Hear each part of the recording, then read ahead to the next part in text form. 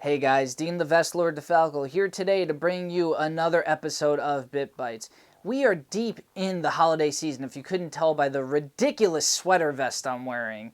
And with that, that means you're probably going to be getting some gifts this holiday season, and I'd like to recommend some stuff to you as my gift from me to you. So the first thing I want to talk about is a game called Enter the Gungeon, published by Devolver Digital and developed by Dodge Roll Studios.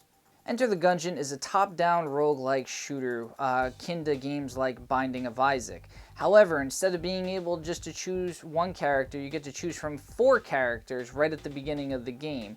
All the characters do have different abilities, which leads to different gameplay later on in the game. For instance, the Marine has an extra shield, while the pilot doesn't have an extra shield, but has a lockpick, so he can pick locks for treasure chests, so you don't have to waste money on keys or waiting for them to drop from enemies. Another really cool point of this game is the bosses. They are colorful and cartoony and ridiculous and everything you'd want in a top-down shooter like Enter the Gungeon. For instance, you have everything from these 2 brother bullet-shaped monsters to a gigantic seagull with a minigun. Not only is he a seagull, he flexes and all his feathers come off to show his gigantic biceps so that he can hold up his minigun. It's absolutely insane. Now, what is also insane is the difficulty to the game. This is a game you're going to be playing over and over again, probably on the first level till you get the hang of it. And it's not a bad thing either, because the levels are randomly generated, so you're guaranteed not to play the same thing twice. It's always going to be something different. That also means that you're going to be facing different enemies each time in each room. While we're on the subject of the enemies in the game, I'd like to talk a bit about the minions that you'll encounter in this game. They go everywhere from little bullet monsters that can be equipped with revolvers, machine guns, shotguns, grenades, all sorts of weaponry, to other minions that are shaped like grenades that can blow up on you on impact, books that can summon letters worth of bullets sent at you in a hailstorm.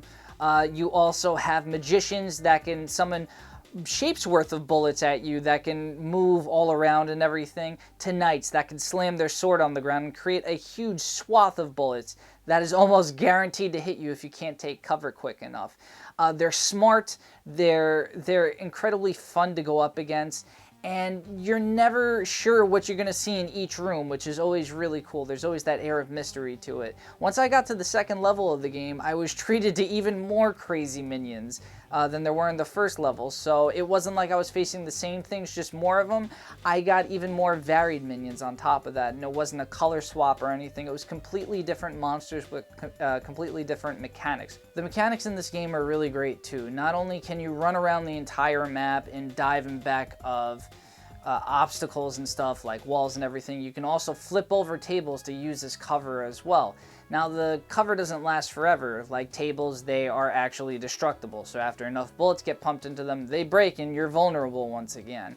The other cool thing is that the enemies will do the same thing as well.